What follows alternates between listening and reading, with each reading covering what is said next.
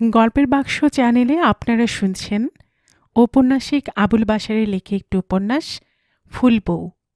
আজ শুনবেন উপন্যাসটির ৬ষ্ঠ পর্ব। মিল্লাত ভোরের দিকেই টিউশনি গিয়েছিল।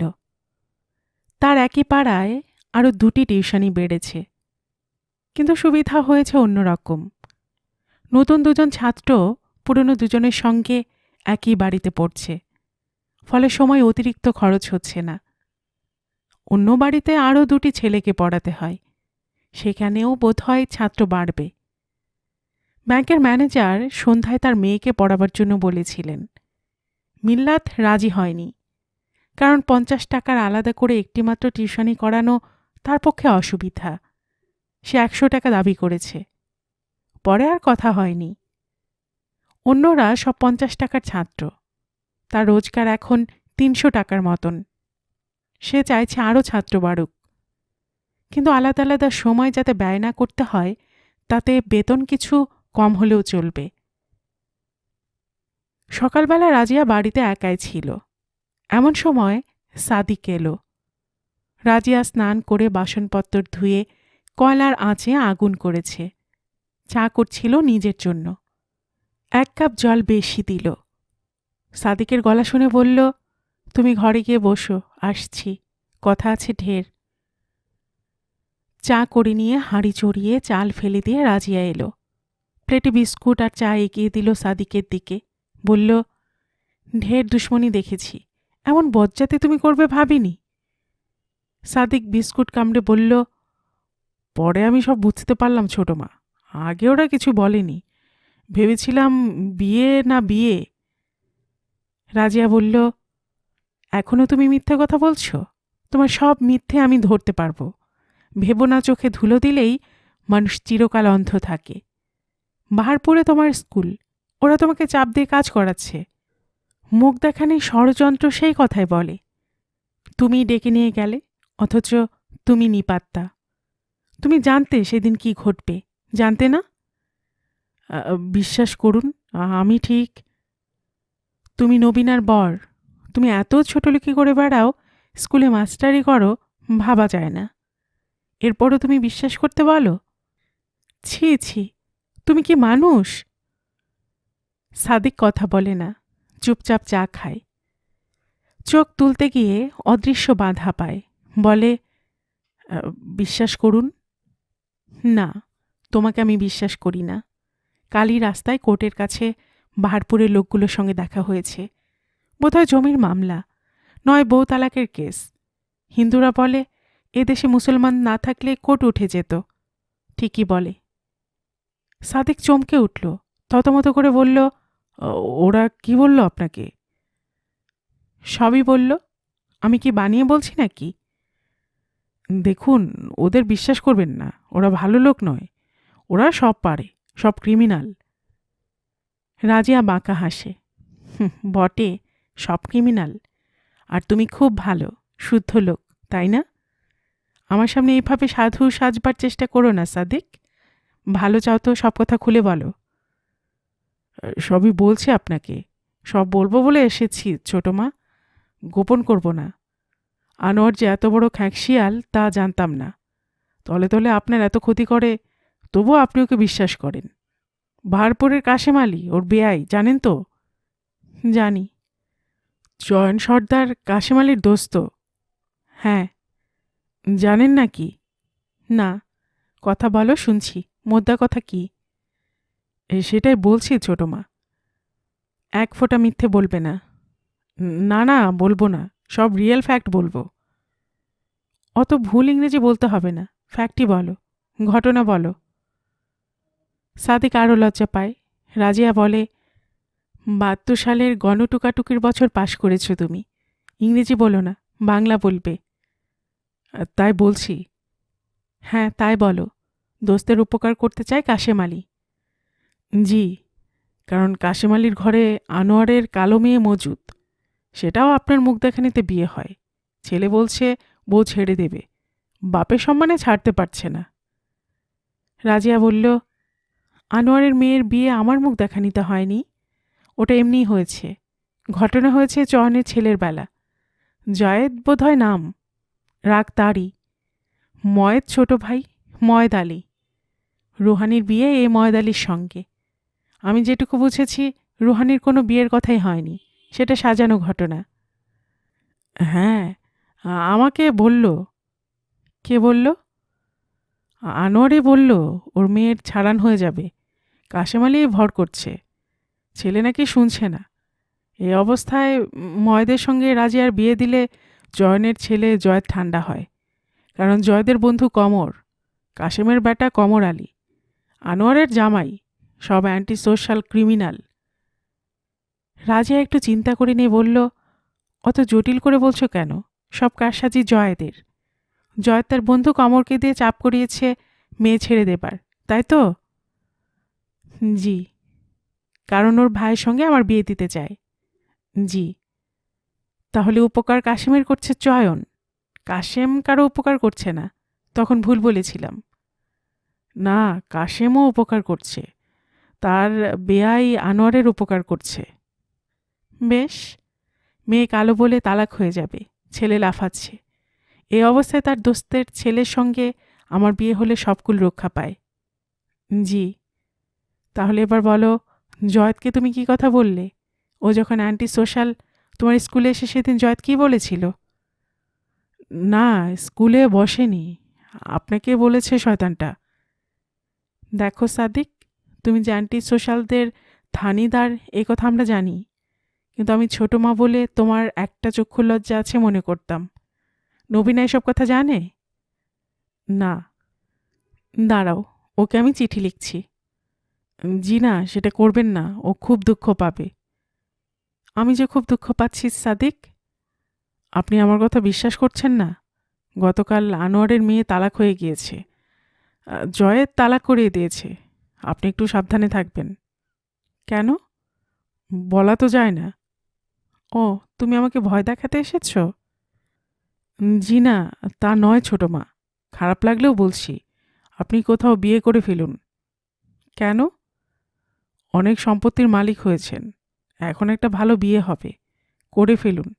এভাবে ভেসে বেড়াচ্ছেন বলেই চারিদিক থেকে সবাই ছোপলাচ্ছে। জয়দের রোগ খুব খারাপ, ওরই চাপে পড়ে আনোয়ারের এই হেনস্থা। আমি ছোটলোক হয়ে গেছি। চায়ের কাপ পায়ের কাছে নামিয়ে রেখে উঠে দাঁড়ালো সাদিক। বলল, মিলু ভাইকে সব কথা বলবো ভেবেছিলাম। মবিন ডাক্তার বললে। কি বললে? আপনাকেই বলতে বললে। ও। সাদেক বেরিয়ে চলে গেল। রাজিয়া খাটে স্থির মূর্তির মতন বসে রইল অন্যমনস্ক। একসময় আস্তে আস্তে উঠে রান্নাঘরে এলো। সমস্ত শরীর উত্তেজনায় কাঁপছিল, আঁচে আগুন গনগন করছে। রান্না করতে করতে রাজিয়া বারবার চিন্তার চাপে ক্লিষ্ট আর অন্যমনস্ক হয়ে পড়ছিল। চামড়া কালো হওয়া যেমন কষ্টের, গরিবের জীবনে সাদা চামড়াও কোনো গৌরবের নয়। গরিবের ঘরে ধন সম্পদ সহসা সঞ্চিত হলে তা পাহাড়ের ব্যবস্থা তার থাকে না। হয় তাকে দ্রুত বড়লোক হয়ে ঘর সামলানোর আভিজাত্য গড়ে নিতে হয়, নয় সম্পদের অভিশাপে তাকে পথে বসে কাঁদতে হয়। তেমনি এক সম্পদের নাম রূপ। গরিব মেয়ের চামড়া সাদা হলেও আপন মাংসে হরিণীর আপন বৈরী তা দেখতে হয় তাকে। বৈদ্যবাটির কালো রূপের মধ্যে যে বর্ণবিদ্বেষজাত সংকট জমা ছিল, রাজিয়া সেই সংকটের ঘানি টেনেছে জীবনের কোন তাগিদে, মানুষকে বোঝাতে পারে না। সৌন্দর্য যখন কারো সম্পদ হয়, তখন সে সৌন্দর্যেরও অপমান সইতে হয় কাঙাল পৃথিবীর কাছে মানুষকে। মনে হয় বৈদ্যবাটি কালো আর কাঙাল বলেই হিংসুক, আর রাজিয়া সুন্দর বলেই অপমানিত। আজ সেই সরল হিসাব না করে রাজিয়া কোনো দিশে পায় না। কেন আমি রূপ নিয়ে জন্মালাম? কেন নবী মুসলমানকে সুন্দরী মেয়ে বিয়ে করতে বললেন?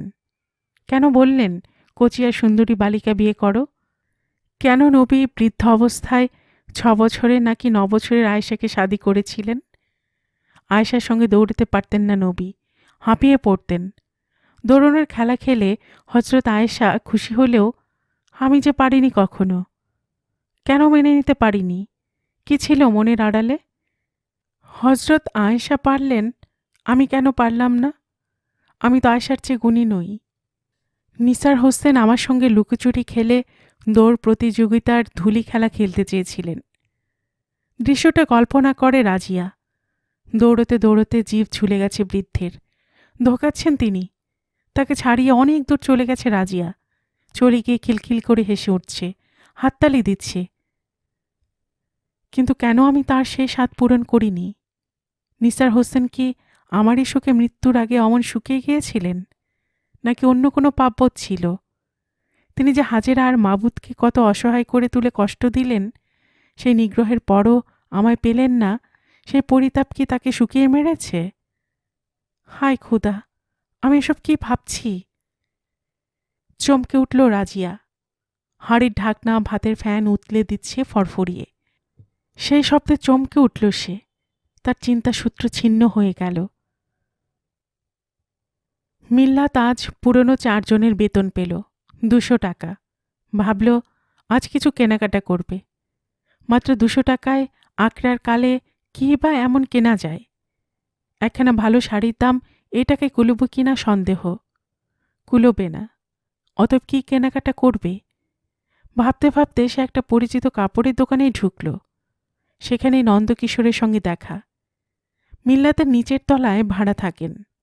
নন্দবাবু ইলেকট্রিসিটি ডিপার্টমেন্টে চাকুরি করেন।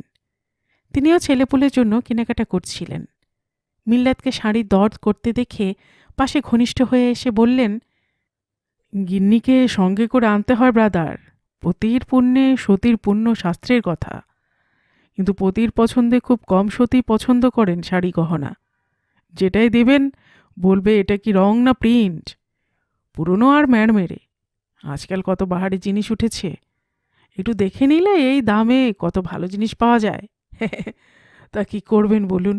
আমি রংটা চয়েস করছি। হ্যাঁ, দেখুন তো কি কেনা যায়। তাঁতের কাপড়ই ভালো। সিনথেটিক পরলে ওর ফের অ্যালার্জি। গায়ে কি সব ঘা মতন? হ্যাঁ হ্যাঁ, আমার গিন্নিরও তাই। ও ভাই, তার দেখাও তো। আপনার অফিস কেমন চলছে? আর অফিস? চাকুরি একখানা করছেন বটে আপনারা, এত আরাম। যা বলেছেন। আমি কিন্তু গিন্নির জন্য কিনছি না। গিন্নি তাহলে রাগ করবেন। নতুন গিন্নি মুখে বলবে না, কিন্তু পরে দেখবেন মুখ ভার। তার জন্য কিনে নিয়ে যান। মেয়েদের চেনেন না। আপনি একটু ভুল করছেন নন্দবাবু। হ্যাঁ, ভুল করছেন। উনি গিন্নি নয়। তাহলে থামলেন কেন? পছন্দ করুন। গিন্নি নয় বলছেন? গিন্নি নয় তাই গিন্নি নয় বলছি। উনি আমার আত্মীয়া। নন্দবাবুর যেন আগ্রহ কমে গেল। দমে গেলেন তিনি। তবু একখানা রঙিন বেশ জমকালো পছন্দ করে দিয়ে বললেন, আমরা ভাবতাম আপনার বিয়ে হয়েছে। নন্দবাবু কেমন অবাক হয়ে গেলেন। শাড়ির প্যাকেট নিয়ে মিল্লাত দোকান ছেড়ে চলে এলো। একটি নারকেল কৌটো, একটা ফেস ক্রিম, একটা জুতোর কালি, 200 টাকা উড়ে গেল। এক প্যাকেট সিগারেট কিনে বাড়ি ঢুকল। স্নান খাওয়া করে মেঝে জুতো কালি করতে বসল।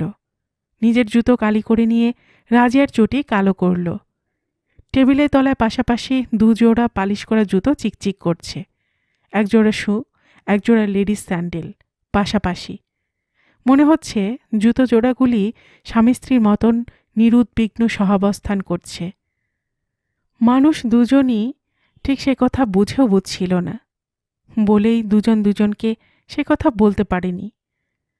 জুতোর দিকে চেয়ে দেখতে দেখতে গম্ভীর কণ্ঠে রাজিয়া বলেছিল, সকালবেলা সাদিক এসেছিল। মিল্লাতের খুশি মুখ মুহূর্তে পানসে হয়ে গিয়েছিল তৎক্ষণাৎ। তথাপি শুধিয়েছিল, সিনথেটিক পরলে তোমার অ্যালার্জি হয়? না তো।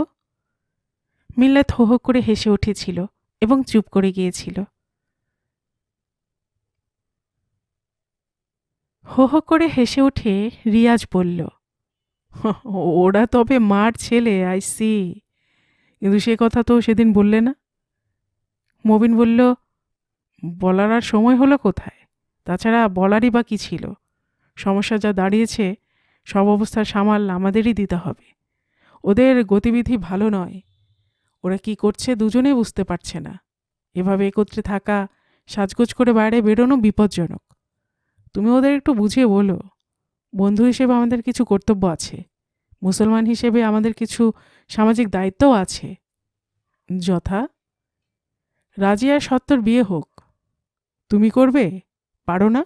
রাজি থাকলে বলো, আমি কথা বলবো। না, আমাকে মিল্লা তো প্রস্তাব করেছিল, আমি না করে দিয়েছি। কেন? সেটা সম্ভব নয়। কেন? না মানে সম্ভব নয়। তার আবার কেন কিসের? রিয়াজ গম্ভীরভাবে মবিনকে দু চোখ ছোট করে দেখছিল। বাগানে চেয়ারে মুখোমুখি বসে কথা হচ্ছে। রিয়াজ দুটি হাত আঙ্গুলের গ্রন্থি লগ্ন করে ঠোঁটের উপর তুলেছে। একটি তর্জনী ঠোঁটে ঘষছে। তালুতে তালুতে, আঙুলে আঙুলে যুক্ত হাত কোনো প্রার্থনা নয়, প্রতিজ্ঞার নয়, চিন্তার। কারণ আঙুলের ফাঁকে আঙুল জড়িত। চোখ দুটি বিমর্ষ। বলল, তোমার পছন্দ নয়? আমার কিন্তু ভারী ভালো লাগলো সেদিন। আজ ওদের দুজনকেই দেখতে এলাম এখানে। অনেক পুরনো সামাজিক লোকজন আসবে। রাজিয়াকে নিষেধ করে দিলে, নইলে সে সেজেগুজে আসতো। এলে পর আমি দেখতে পেতাম তোমার সমাজ কি প্রচণ্ড পেলব। পেলব? হ্যাঁ, পিচ্ছিল। তার মানে? মানে কিরকম হুমড়ি খেয়ে পড়ে আর কি। তুমি ঠাট্টা করছো? এটা কি ঠাট্টার জিনিস? আর সমাজটা কি তোমার নয়? কেন ঠাট্টা করবে? রিয়াজ তর্জনী দিয়ে ঠোঁটে মৃদু মৃদু আঘাত করছিল। বলল, না, ঠাট্টা কেন করব? আমি আগেই চিনেছিলাম। সেদিন ওদের লুকস দেখে মনে হয়েছিল ওদের কিছু সমস্যা হয়েছে। রিয়াজ সমাজ কথাটিকে এড়িয়ে গেল। মৃদু তপ্ত মবিনও আর প্রশ্ন তুলল না। বলল, মেয়েটা বরাবরই ওরকম সাজতে ভালোবাসে, যেহেতু ও জানে ও খুব সুন্দরী। হাজির মৃত্যুর দিন খালাস চাইতে গিয়ে ওরকম সেজেছিল। ফলে বলছি ওর বিয়ে হওয়া উচিত। তুমি মিল্লাতকে বুঝিয়ে বলো। দাঁড়াও, আমি ভেতর থেকে ঘুরে আসি এক ফোঁটা। নবীনা এলো বোধ হয়। নবীনাকে? মিলুর বোন। নানিও এসে গেছে। প্রচুর লোক হবে মনে হচ্ছে। তা কিছুটা হবে বই কি। মবিন ভেতরে চলে গেল। রিয়াজ চোখ বন্ধ করে নিঃশব্দ হাসি আর চিন্তায় জড়িয়ে গেল। চিত হল। 5 মিনিট মতন কেটে গেল। এমন সময় মৃদু ডাক শোনে, রিয়াজ, এখানে একা? চোখ খুলল রিয়াজ। সামনে চেয়ারে মিল্লাত। সোজা হয়ে বসে রিয়াজ বলে, তুমি কি একা এলে? মিল্লাত উত্তর দেয়, না, একা নই, রাজিয়া এসেছে, মানে ছোট বউ। রিয়াজ বলে, ভেরি গুড। তারপরে বিস্মিত গলায় উচ্চারণ করে, ছোট বউ? হ্যাঁ, ওকেও আনলাম। হাসতে হাসতে বলল মিল্লাত। মৃদু মিষ্টি হেসে ছোট বউ বলার মর্মরস শুষে নেয় রিয়াজ। বলে, ভালো করলে, কিন্তু এখানে আমরা বেশিক্ষণ থাকবো না। উপহার দেব, খাবো, চলে যাব। তোমার বাড়িতে গিয়ে আড্ডা দেব। তাই হবে। হ্যাঁ, সেটাই করবে। আর শোনো, মবিন রাজিয়াকে বিয়ে করতে চাইছে। তোমায় বলল? বলেনি ঠিক, তবে তাই যেন মনে হলো। আমি সেরকমই চাইছিলাম। একটা খুব ভালো খবর শোনালে তুমি। মিল্লাত উল্লসিত হয়। রিয়াজ বলে, খবর যাই হোক, বিয়ে করবে এমন কোনো কথা নয়, করতেও পারে। তবে তোমরা দুজন একত্রে আছো বলে মবিনের ভারী লজ্জা। মিল্লাত হেসে ফেলে শুধালো, তুমিও কি লজ্জা পাচ্ছ? আমি? তা কিঞ্চিত পাচ্ছি। পাবো না? মুসলমান হলে লজ্জা নিশ্চয়ই পাবো। খারাপ লাগে, কষ্ট হয়। বুঝলাম না। বোঝার কথা তো নয়। যাও, ভেতরে গিয়ে মবিন আর রাজিয়াকে ডেকে নিয়ে এসো। রাজিয়াকে একলা ছেড়ে দিও না, ঠোকরাবে সবাই। কাকের দল মৎসব করবে, সেখানে ময়ূরী কেন যাবে? নিয়ে এসো, 2খানা চেয়ার আনবে, আর বলবে ভেতরে খুব হইচই, আমরা একটু আলাদা থাকব। বাগানটা বেশ নির্জন। মবিন একটা বেশ বেহেস্তি ব্যবস্থা করেছে। যাও তো। রাজিয়া আগের দিনের চেয়ে আরও বেশি আলোকিত। নতুন শাড়িতে, গহনায় আরও বেশি রাজেন্দ্রাণী। ঠোঁটে অবধি রং দিয়েছে, পায়ে আলতা, ঝলমল করছে গন্ধে আর সুষমায়। কাজল টানা চোখ আরও দীঘল ও উজ্জ্বল ছায়াময়। সেদিকে চেয়ে মবিনের বুকটা কেমন চনমন করে উঠল। নবীনা রাজিয়ার কাছে এসে বলল, চিনতে পারিনি, তুমি আমাদের ঘরের বউ, ছোট মা, একেবারে অন্যরকম দেখাচ্ছে। কি রকম? মনে হচ্ছে কারোকে জয় করতে বেরিয়েছ। তাতে কি পাপ হয়েছে? মোটেও না। এমন সময় ওদের কথার মধ্যে মিল্লাত এসে দাঁড়ায়, বলে, চল নবীনা, আমরা বাগানে গিয়ে গল্প করি। মবিন, তুমি এসো।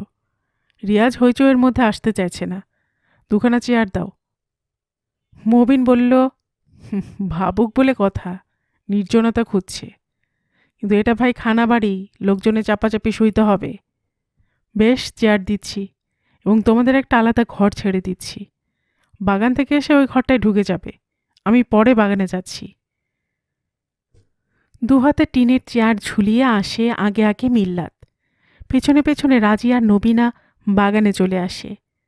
চেয়ার পেতে দিয়ে ওদের বসতে নির্দেশ করে মিল্লাত। পরিচয় করিয়ে বলে, আমার বোন নবীনা। রিয়াজ হাত তুলে বলে, সালাম। নবীনাও হাত তুলে প্রতি সালাম জানায়। হাসি মুখে সামনের চেয়ারে বসে। মিল্লাত শুধায়, সাদিক এলো না? নবীনার হাসি মুখ গম্ভীর হয়, নিচু গলায় বলে, না, আমি এসেছি। ওর সঙ্গে আমার 1 মাস দেখা নেই। দূরে স্কুল বলে বাহারপুরে থাকছে। শুনতে পাচ্ছি ওখানে বিয়ে করে থেকে যাবে, সীতাহাটি আসবে না। মিল্লাত বলল, গতকাল আমার ওখানে এসেছিল, দেখা হয়নি। ওকে ভয় দেখিয়ে গেছে। রাজিয়ার দিকে চোখের ইশারা করল মিল্লাত। নবীনা রাজিয়াকে একবার দেখে নিয়ে শুধালো, ভয় কিসের? পরে বলবো তোকে, এখন থাক। মিল্লাত বলে। রিয়াজ রাজিয়ার সৌন্দর্য দেখছিল, বলল, তুমি ভাই কামাল করেছ। এত রূপ নিয়ে কি করবে এখন? মরব। সত্যিই বলছো নাকি? মনে কি হলো আমি বাঁচতে চাইছি? তোমাকে কিন্তু আমি বেঁচে থাকার কথাই বলছিলাম। বাড়িখানা পেয়েছ, এবার একটা বিয়ে করতে হবে। কাকে? কোনো একজনকে। সেটা কে? বয়স কত? কটা পক্ষ? সে কি? হ্যাঁ, তামাম বৃত্তান্ত জেনে তবেই। নিশ্চয়। আমি আর ছেলে মানুষ নই। আলবাত। তাহলে বলুন লোকটিকে। নামটা এখনই বলছি না। আমি বলি। মিল্লাত বলে উঠল। রিয়াজ বলল, তুমি তার নাম বলতে পারবে না। রিয়াজের কথায় সবাই নিশ্চুপ। মিল্লাত বুঝতে পারল রিয়াজ অন্য কোনো বিয়ের কথা ভাবছে। মিল্লাত বলল, কিন্তু মবিন তো রাজি হয়েছিল। রাজি হয়নি, তবে হয়তো রাজি হয়ে যাবে, রিয়াজ জানায়। বলে, সেজন্যই বলছিলাম, লোকটিকে এখনও ঠিক হয়নি। তুমি ওকে বোঝাও। মিল্লাতের গলা গাঢ় হয়। নবীনা বলে, আমি একবার বলে দেখব, আমার কথা শুনতেও পারে। বলবি, নিশ্চয় বলবি। রাতে এখানেই থাকছি, কথাটা এক ফাঁকে তুলে দেব। নবীনা জানায়। জৈগুন খালা? মিল্লাত শুধায়। তাকে বোঝানোর দায়িত্ব আমার। মহিলার টাকার লোভ খুব, এত বড় একখানা বাড়ি পাচ্ছে। আপনারা গল্প করব বলে ডাকলেন, কিন্তু আমার মরণের আগে সেই গল্প শুরু হবে না দেখছি। রাজিয়া বলে ওঠে। রিয়াজ লজ্জিত গলায় বলে, কিন্তু আমরা তোমার মৃত্যুর আগের গল্পটা শুরু করেছি। আপনি আমার কিছুই জানেন না, গল্প করবেন কি দিয়ে? প্লিজ, তাহলে শোনাও। রিয়াজ উৎসুক।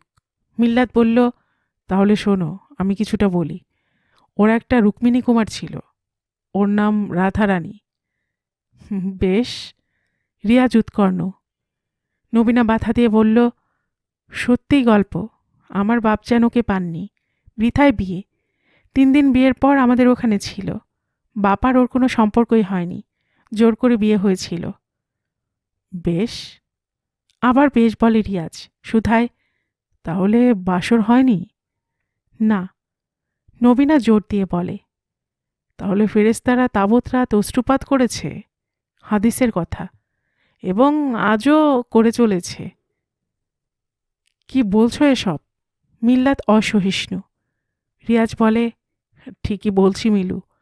শোনো কথা, আবু হুরায়রা বর্ণনা করেছেন, মুসলিম বা বুখারী যে কোনো হাদিসেই দেখতে পাবে, যখন কোনো রমণীকে তার স্বামী শয্যায় আহ্বান করে এবং স্ত্রী অস্বীকার করে, তখন স্বামী ক্ষোভে রাত কাটায়।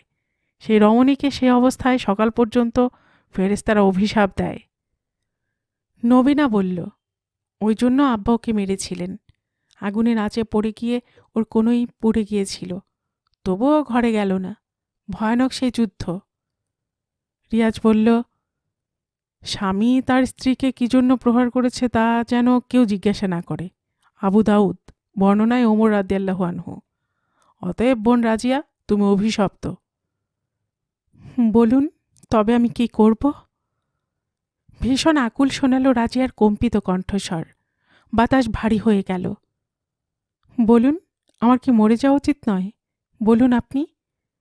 রাজিয়া কোকিয়ে ওঠে। মিল্লাত অসহিষ্ণু। বলে, এই জন্যই কি তুমি বিয়ে করতে চাও না?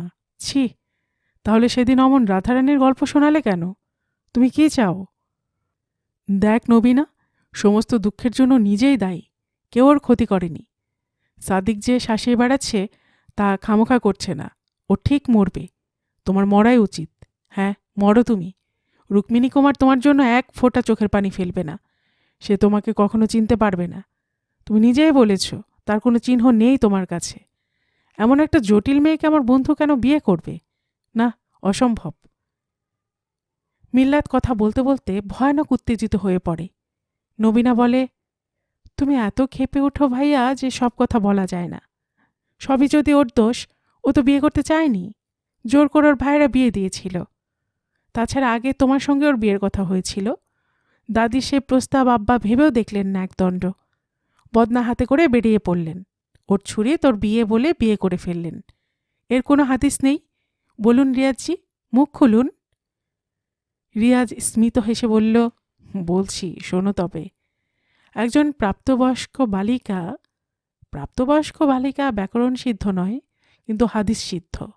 হায়েজ অর্থাৎ মাসিকের সঙ্গে মুসলমান বালিকার বয়ঃপ্রাপ্তির সম্বন্ধ আছে। রসুল্লাহ সাল্লাহ সাল্লামের কাছে এসে বলল যে তার অনিচ্ছা সত্ত্বেও তার পিতা তাকে বিবাহ দিয়েছে। রাসূলুল্লাহ সাল্লাল্লাহু সাল্লাম তাকে বিবাহ বাতিল করার স্বাধীনতা দান করলেন। আবু দাউদ, বর্ণনায় ইবনে আব্বাস রাদিয়াল্লাহু আনহু। বুখারী শরীফেও অনুরূপ ঘটনা আছে। তার মানে এই বিয়ে হয়নি। দ্বিতীয়ত, আবু হুরায়রা খুব কড়া করে বর্ণনা করেছেন। বুখারী বা মুসলিম যেখানে খুশি দেখতে পারো, কোনো ব্যক্তি কোনো স্থানে বিবাহের প্রস্তাব দিলে সে ব্যক্তি উক্ত প্রস্তাব ত্যাগ না করা পর্যন্ত যেন তার কোনো মুসলমান ভাই সেখানে বিবাহের প্রস্তাব না করে। অতএব এ বিয়ে হয়নি। কেমন? মিল্লাতের মুখ উদ্ভাসিত হয়ে উঠল। বলল, তাহলে কিসের সংস্কার? বাধা কোথায়? বিয়ে যখন হয়নি, তাছাড়া সম্পর্ক ছিল না, মবিন কেন বুঝছে না? ফ্রেশ মেয়ে। ওকে একবার ডাকবো? এর চেয়ে ফ্রেশ মেয়ে আর কি হতে পারে? মিল্লাত উঠতে যাচ্ছিল। নবীনা বলল, সত্যি তো, বাধা তো কোথাও নাই। মিল্লাত সঙ্গে সঙ্গে হ্যাঁ বলে বোনকে সমর্থন করে বলল, আমি ডাকছি। রাজিয়া শক্ত গলায় বলল, না, কারুকে ডাকতে হবে না।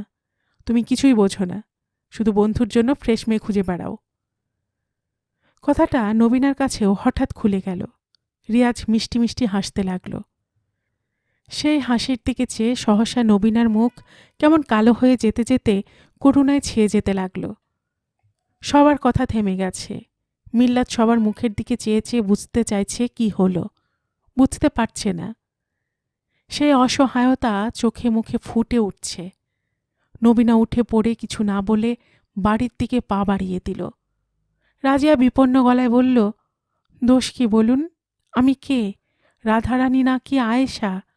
বলুন কে আমি? বলুন না, আমি কি করব? আপনি কথা বলছেন না কেন? রাজিয়া বলতে বলতে দুহাতে মুখ ঢেকে ফেলে। সে আকুতির সুর থেকে অন্তরের দুর্বোধী স্থানে আলো ঠিকরে পড়ে মিল্লাতের। ক্রমশ সে শির দাঁড়ায়, একটা শীতল স্রোতের ভাষা অনুভব করে। সেখান থেকে দ্রুত বাড়ির ভেতর ঢুকে পড়ে। বুকের ভেতরটা তোলপাড় করতে থাকে। নবীনা কেন যেন হঠাৎ ভাইয়ের দিকে ভালো করে চাইতে পারে না, চোখ নামিয়ে নেয়।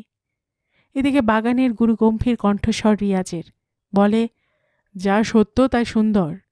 তোমাদের সম্পর্কের কোথাও কালিমা নেই। আমি নবী হলে তোমাদের বিয়ে দিতাম। মুসলমানের বিয়ে কলেমার বিয়ে নয়, অর্থাৎ মন্ত্র পড়া বিয়ে নয়, সেটা একটা সামাজিক চুক্তি। মেয়ের পূর্ণ এজিন মানে সম্মতি ছাড়া বিয়ে হয় না। হাজির সঙ্গে তোমার বিয়েটা ছিল অত্যন্ত কুৎসিত, অবৈধ। তোমাকে বিয়ে একমাত্র মিল্লাতই করতে পারত, কিন্তু সমাজ সে কথা শুনবে না। যাও, তুমিও ওঠো, আমি একটু একলা থাকি। রাজিয়া চুপচাপ উঠে বাড়ির ভেতরে চলে আসে।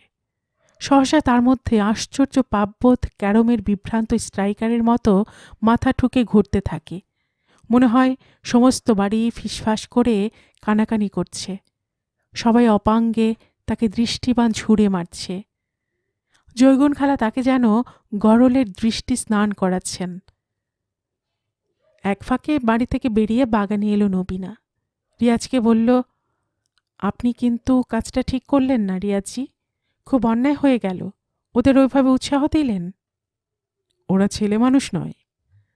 খুব ছেলে মানুষ। ভালোবাসা গেরস্তর বুদ্ধি নয়, ব্যাপারী দরদাম নয়, খুব কাঁচা জিনিস। এখন কিভাবে ওদের ফেরাবেন? সব পাপ আপনাকে বইতে হবে। আপনি ওদের সুস্থ করে তুলুন, আমি পায়ে পড়ি। নবীনা ভেঙে পড়ল, বলল, লোকে কি বলবে একবার ভেবেও দেখলেন না? রিয়াজ কথার কোনো উত্তর দিল না, বলল, চলুন ভেতরে যাওয়া যাক। রাজিয়া ভোজবাড়ির অনেকেরই দর্শনীয় বস্তু হয়ে উঠেছিল দুটি কারণে। এক, তার রূপের ঝলকের সঙ্গে গহনার উপদ্রব। দুই, সে জনৈক বিত্তবান প্রসিদ্ধ হাজির চতুর্থ বউ। আরও একটু কুহেলি ক্রমশ যুক্ত হচ্ছিল। মেয়েটি এখন ছেলের কাছে থাকে। মেয়ে ভালো নয়, অতএব তার আকর্ষণ দুর্বার। কিন্তু কথাটা প্রাপ্তবয়স্কের মধ্যে মৃদু ছড়িয়ে দিয়েছেন জৈগুন। সবাই জানে না এই মুহূর্তেই ক্রমশ চাউর হতে থাকবে। খানাপিনা চলছে দ্রুতলয়ে, মবিন ব্যস্ত। তবু তার চোখ দূর থেকেও রাজিয়ার রূপ বলয় প্রদক্ষিণ করে যাচ্ছে দৃষ্টির জেট বিমানে নিঃশব্দে। রাজিয়া সেই দৃষ্টি লক্ষ্য করেছে, কারণ সে এই ধারা একটি সংকল্পের জন্য নিজেকে সাজিয়েছে যে লোকটি সব অপমানের কিঞ্চিত জবাব গ্রহণ করুক। এই জেদকে রাজিয়া কখনো পোষ মানাতে পারেনি। এই জেদ কখনো তাকে সুখী হতে দিল না। যে ঘরখানি রিয়াজ, মিল্লাত, রাজিয়ার জন্য নির্দিষ্ট ছিল, ওরা সেই ঘরেই নবীনা সহ খাওয়া দাওয়া করে নিল। নবীনা সঙ্গে বাচ্চা আনেনি, মায়ের কাছে রেখে এসেছে। এই ঘরেও জানালায় চোখ ঘুরে যাচ্ছে, দরজায় চাপ হচ্ছে। রিয়াজ বুঝছিল কেন এসব হচ্ছে, আর ওর মনে আগুন ধরে যাচ্ছিল। বিকাল হয়ে আসছে, এবার চলে যেতে হবে। খাওয়া হয়েছে, উপহার দেওয়া হয়েছে। একটু সুপুরি মুখে দিল রিয়াজ। চৌকিতে এক কোণে বসল। মিল্লাত আধশোয়া হয়েছে, অন্য চৌকিটা ছোট, সেখানে নবীনার রাজিয়া বসে পান খাচ্ছে। এমন মুহূর্তে ঘরে ঢুকলেন জৈগুন। পেছনে অনেকেই ঢুকে এলো, সব মহিলা বাহিনী। তারই মধ্যে মবিনের নানিও আছেন। বয়স হয়েছে, চোখে চশমা সত্ত্বেও ভালো দেখেন না। কানেও খাটো, হাত তজবেই গুনছেন। ঢুকছেন হাজির বউ দেখতে, কারণ সে কথা জৈগুনের মুখে শোনা যাচ্ছে। বলছেন, এই নাও, হাজির বউ দেখবে তো, নাও, চোখ ভরে দেখো। ব্যাপারটায় বোধ হয় কোথাও অপরিচ্ছন্নতা ছিল। নানিকে ঠিক মতন বোঝানো হয়নি। তিনি সহসা একটি নাটক তৈরি করে ফেললেন। রাজিয়ার সামনে এসে দাঁড়িয়ে কনের থুতনিতে হাত দিয়ে যত্ন করে ছুঁয়ে সেই হাত আপন ঠোঁটে স্পর্শ করে চুমু খেলেন। সবাই সচকিত। মিল্লাত কি করবে বুঝে পাচ্ছে না। নানি বললেন, আমার মতন বয়স পাও মা, বউ খুব ভালো হয়েছে, লক্ষ্মী বউ হয়েছে। কই হে নাতি, তুমি অমন করে হেদো বলদের পানা গড়া মারছ যে, পাশে এসে বসো, তোমাদের একসঙ্গে দেখি কোনটা আমার নাতি হে, দাড়িওয়ালা নাকি ওটা? বাচ্চারা হি হি করে হেসে ফেলে, বড়রা হাসতে পারে না। মিল্লাত ধসমসিয়ে ওঠে। তা দেখে নানি বলেন, তাহলে তুমি সেই পালোয়ান, নেমে এসো, দুজনে কদম বুসি করো, আশীর্বাদ নেবে না? ওঠো ওঠো। দর্শন প্রার্থীর সকলের গলায় ধীরে ধীরে চাপা গুঞ্জন ওঠে। জৈগুণ বিদ্যুৎ স্পৃষ্টের মতন স্তব্ধ কম্পিত। মিল্লাত উঠে বসে হতভম্ব হয়ে গেছে। নবীনা বাকরুহিত। রাজিয়ার মুখ ফ্যাকাশে। জৈগুণ মাকে বিরক্ত হয়ে হাত ধরে পেছনে সামান্য সরিয়ে দিয়ে বলেন, তুমি কাকে কি বলছো? তোমায় না তখন বললাম ওটা হাজি বিশ্বাসের বউ, বউ মানে স্ত্রী, বিশ্বাসের 4 নম্বর। বুড়ি নানি ফোকলা হেসে বললেন, বউ মানে স্ত্রী এ কথা কে তোমায় শিখিয়েছে? ও কথাটার দুটো মানে। হাজির বউ মানে হাজির বউমা। আমরা এতকাল ওই রকমই বুঝতাম। ওই হাজি হারামজাদা ছেলের বউকে নিকে করেছে তা কি করে জানব? এমন কচি মেয়ে যে ছেলের স্ত্রী হয়, বৌমা হয়, চোখে সেটাই সহ্য হয়। হাজি একটা মস্ত অন্যায় করেছে। লোকটার কোনো কালচার ছিল না। একটু দম নিয়ে নানি বললেন, দেখো তোমরা যে দেখো, ওদের কি মা ছেলে মনে হচ্ছে? মার ছেলে একসঙ্গে দাঁড়ালে মা ছেলে মনে হবে, তবে মা হলো ছেলে হলো। খোদা তুমি পাপ নিও না, লোকটার হাসপদ্দাকে বলি হারি। আমি বলবো, খোদা কোথাও ভুল করেছেন। নিশ্চয় কোথাও তার ভুল হয়ে গিয়েছে।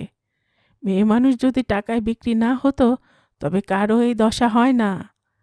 পয়সায় তোকে কিনেছিল লোকটা? তুই নিজেই হয়েছিলি নাকি তোকে কেউ বেচে দিয়েছিল? হ্যাঁ রে মা, কথা ক।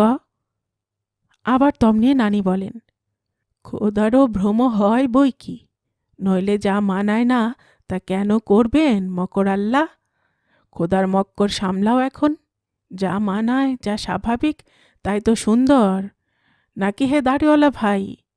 কিন্তু খোদা কেন তা সহ্য করেন না? ছি ছি ছি, এ কি সর্বনাশ হয়েছে! দাও, আমায় পথ ছেড়ে দাও, আমি হাজির বউকে আশীর্বাদ করতে পারবো না।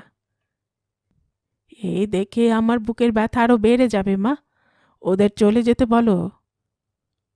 বুড়ি নানি ভিড় ঠেলে বেরিয়ে গিয়ে অজু করতে লাগলেন।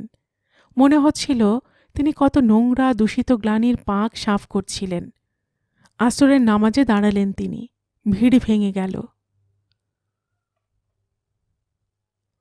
মোবেন ব্যস্ততার মাঝেই একবার বিদায়ের সময় এক ফাঁকে বন্ধুদের সামনে দাঁড়ালো। বলল, তোমরা যাচ্ছ তাহলে? এত ঝামেলার মধ্যে কথা হয় না। পরে এক সময় তোমাদের কাছে যাব রিয়াজ, কথা হবে। তুইও কি চলে যাচ্ছিস মিলু? মিল্লাত বলল, হ্যাঁ একসঙ্গে যাচ্ছি, এসো। রাজিয়াকে চোখের ইশারা করে মিল্লাত। নবীনাকে বলে, কাল একবার আমার ওখানে আয়, সব কথা আলোচনা করা যাবে। কথা বলবি খুব সাবধানে, দুনিয়াটাকে আমরা সবাই চিনি না। মোবিন আশ্চর্য হলো। মনে হলো বন্ধু কোনোভাবে অসন্তুষ্ট হয়েছে।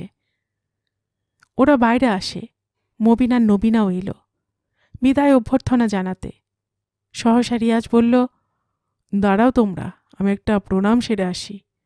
তোমরা কেউ কদমবুসি করলে না, দাঁড়িওয়ালা ভাইটির কাছে এটি তার পাওনা আছে। রিয়াজ চোখের পলকে বাড়ির মধ্যে ঢুকে গেল। আসরের নামাজ স্বল্প সময়ে পড়া হয়।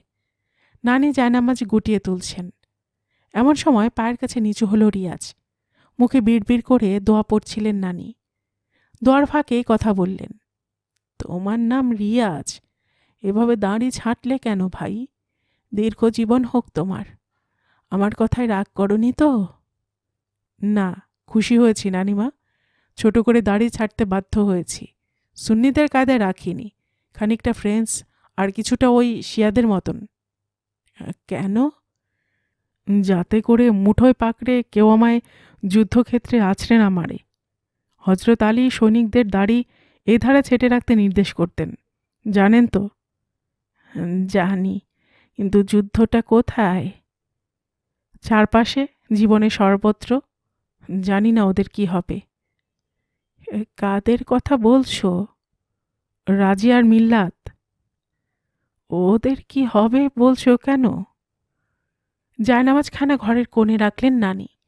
ঘুরে দাঁড়িয়ে চলন্ত নড়ন্ত ভিড়ের প্রবাহে একবার দেখে নিয়ে নিচু গলায় শুধলেন, ওদের কি ভাব হয়েছে? ওদের কোথাও পালিয়ে যেতে বলো। কোথায় যাবে ওরা? পালাতে বলছেন আপনি? হ্যাঁ বলছি, মানে রস করছি। 50% এই ঘটনা আমার জানা, ভাব হয়ই। হবে না তা বলা যায় না। বাপ তো সুখ দিতে পারে না, বুড়ো হাড়ের যাতনাই বা সইবে কেমন করে? জোয়ান ছেলের দিকে চোখ চলে যায়, কিন্তু ঘটনা চাপা থাকে, সবাই জানতে পারে না। যাদের ভাব হয় তারাও ভয়ে বেশি দূর অগ্রসর হয় না। কারো বা মনের মধ্যে ব্যাপারটা ছটফট করে। এক সময় বিয়ে শাদী হয় ছেলেটার, তখন সেটার মাথা তুলতে পারে না। আমি ভাই অনেক ঘটনা জানি, কারুকে বলা যায় না। তুমিও চেপে থাকো। যাও, চলে যাও। রিয়াজ বেরিয়ে আসে, আর দাঁড়ায় না। মিল্লা তার রাজিয়াকে তাড়িয়ে নিয়ে রাস্তায় নেমে আসে। নবীনা রাস্তা অবধি নেমে এসে রিয়াজকে বলে, আপনি নানিকে কদমবুসি করলেন? করলাম। সেটা কিছুতেই ঠিক করলেন না। কেন? না, উপায় ছিল না মিসেস সাদিক। সালাম। রিয়াজ ছুটতে শুরু করল, পেছনে বাকি দুজন এগিয়ে গেল। কিছু দূর আসার পর হঠাৎ রিয়াজ একখানা রিকশা থামিয়ে লাফিয়ে উঠে পড়ল, বলল, চললাম মিলু, চললাম ভাই রাজিয়া। তোমরা গল্প করতে করতে এসো, আমার অন্য তাড়া আছে। আজ আর আড্ডা হলো না, পরে আসবো একদিন। তোমরা যেও কিন্তু। চলো হে। রিকশাওয়ালাকে তাগিদ দিল রিয়াজ। রিকশা ছেড়ে গেল। রাস্তায় দণ্ডায়মান দুজন পরস্পরের দিকে চেয়ে অবাক বিস্ময় প্রকাশ করল মাত্র, কথা বলল না। তারপর হেঁটে অগ্রসর হতে লাগল। গল্পের বাক্সবাহী রোমানানুপুর চ্যানেলে এতক্ষণ আপনারা শুনছিলেন ঔপন্যাসিক আবুল বাশারের লেখা একটি উপন্যাস ফুল বউ এর ৬ষ্ঠ পর্ব। আর এতক্ষণ গল্প পাঠে আমি আপনাদের সাথে ছিলাম রোমানানুপুর।